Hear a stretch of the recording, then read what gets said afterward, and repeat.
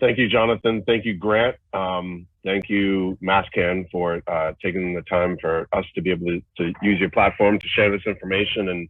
And really the goal is to help a lot of people out with cannabis.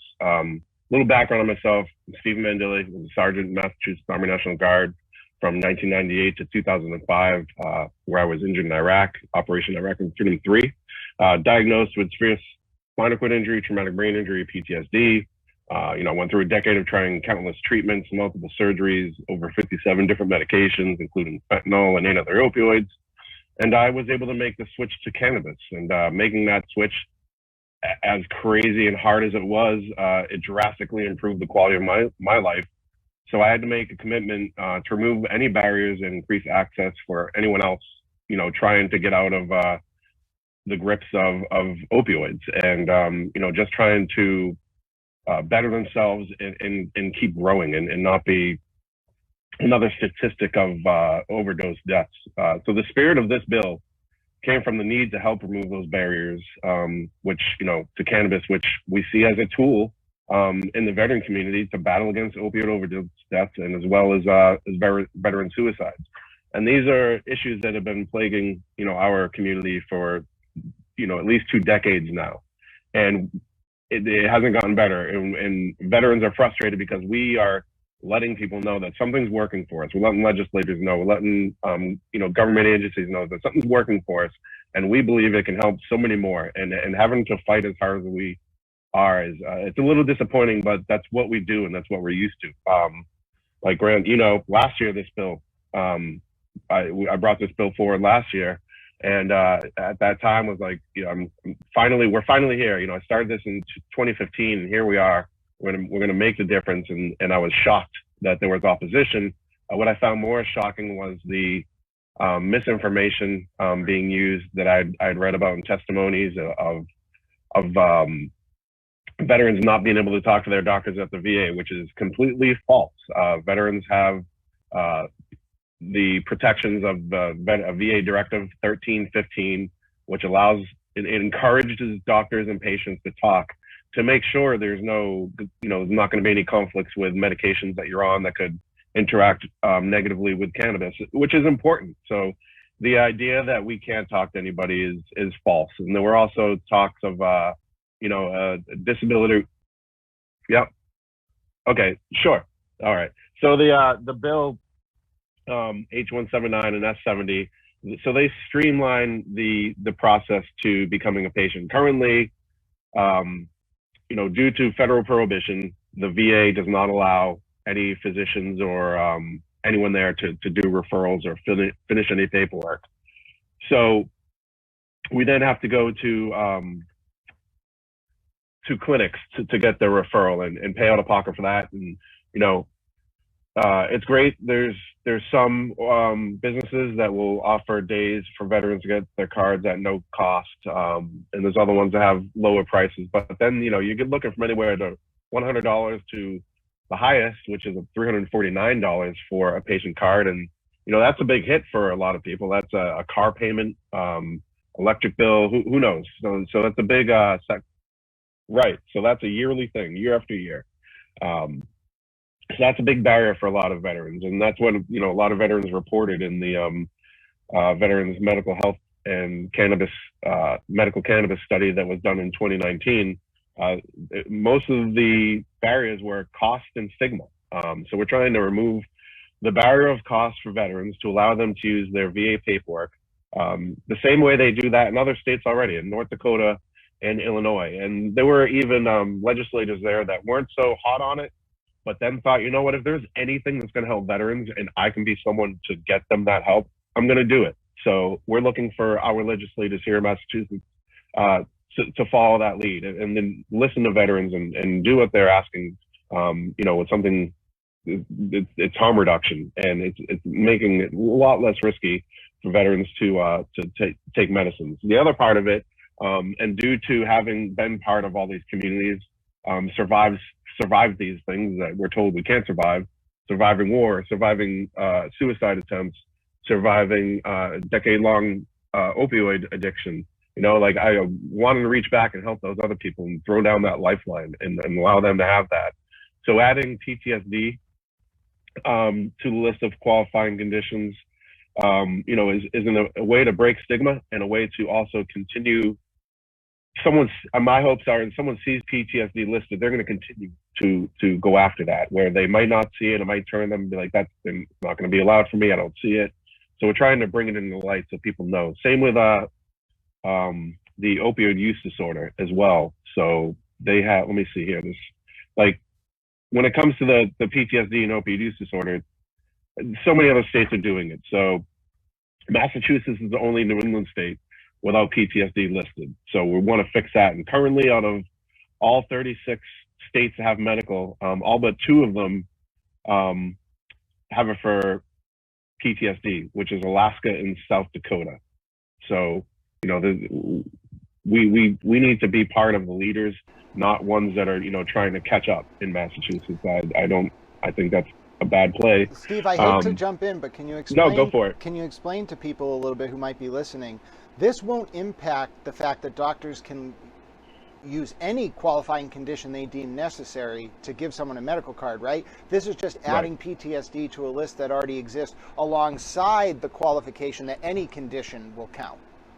Correct. So it's not going to eliminate any pathway for anybody or any condition or anything else like that. It just adds more and actually, lets people see that, so it's clear to them. The whole bill of another pathway for veterans to get their card.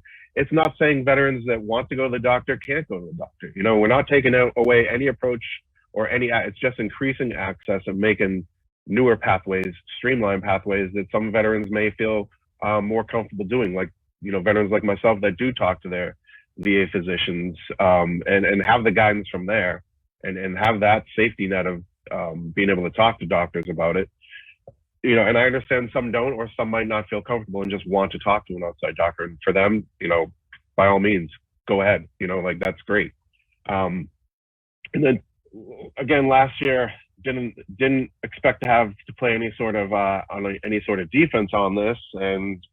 And I know, being in government myself as a selectman here in Uxbridge and understanding how things work, a lot of things don't get done unless the people in charge are made aware, and they're made aware by testimonies. They're made aware when you email them. Otherwise, it's just hearsay. Tweeting at them, sending them a Facebook message. That's not how they work. That's not how they do their business. It's through having to answer to constituents, which we all are. And I think a lot of that gets lost on people, thinking that these politicians are in charge. But we are the ones that elect them. We are the ones that task them with these duties, and it's up to us to make sure that they. And again, I teach this is something basic. I go over with my kids. If you don't communicate the want, it's not going to get answered. If you want to go swimming today and don't tell me, we're not going to end up at the pool. So if you're not reaching out to your constituents saying, veterans deserve this pathway, everyone with opioid use disorder or PTSD deserves access, and this is something that's plaguing Massachusetts so bad that we also need to destigmatize these things. Opioid use disorder, 6 years ago, we hit the gruesome milestone of the first time hitting 1,000 overdose deaths in the state for a year. And now the last few years have been up over 2,000. So 2,000 lives that could have been possibly extended and saved and improved by just simply making a switch to something else that comes with less risk. And that's what this is all about. Harm reduction. You don't get better. You don't get into recovery unless you're alive. So it's really getting those people through opioid use disorder, through PTSD, into a place where they're bettering their lives for themselves, their families, their communities, and everyone around them, and having an improved quality of life.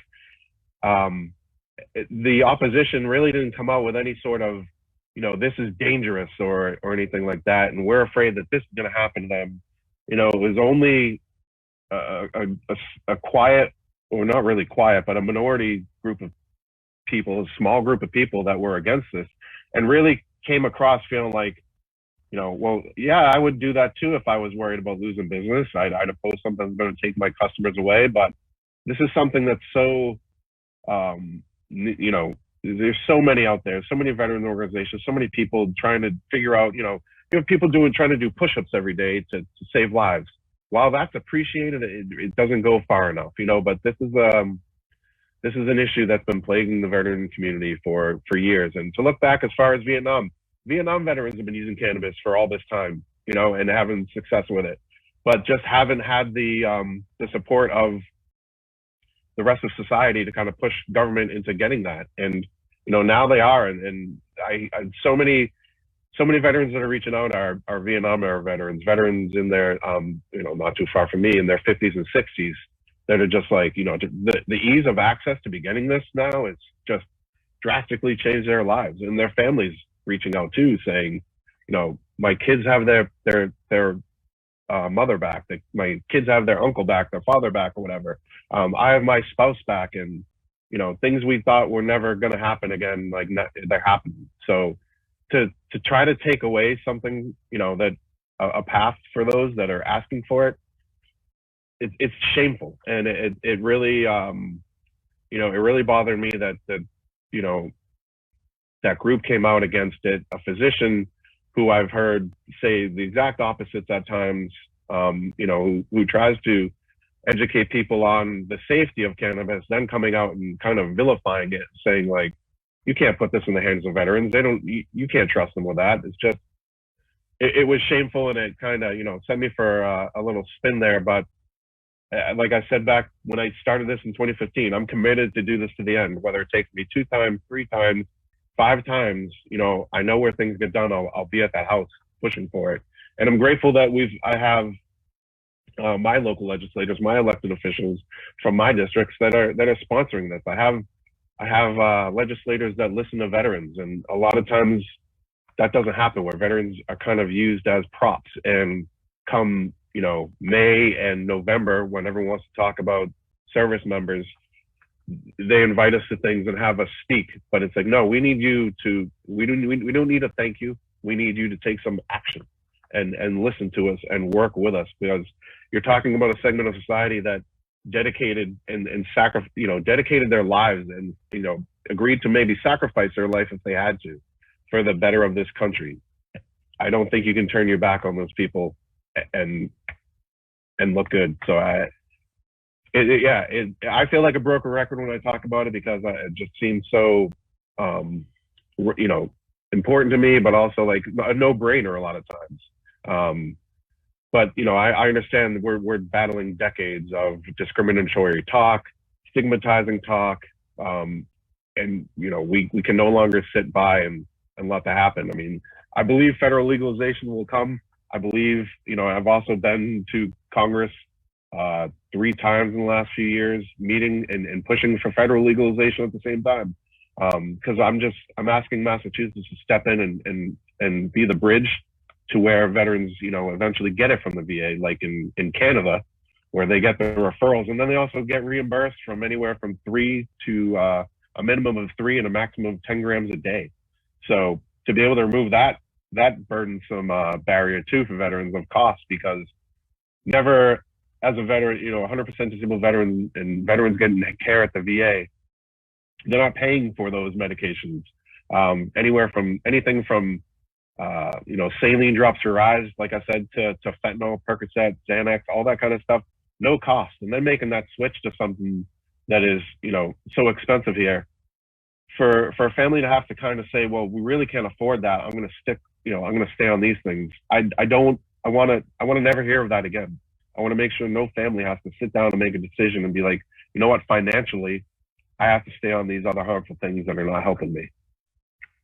So I ask that you please ask your lawmakers to vote favorably for Bill H.179 and Bill S.70, to listen to veterans and create access to any tool that can help veterans improve their quality of life, improve their family life, improve their career, and really giving them a shot, that they should have with their VA healthcare. But until legislation changes, that doesn't happen.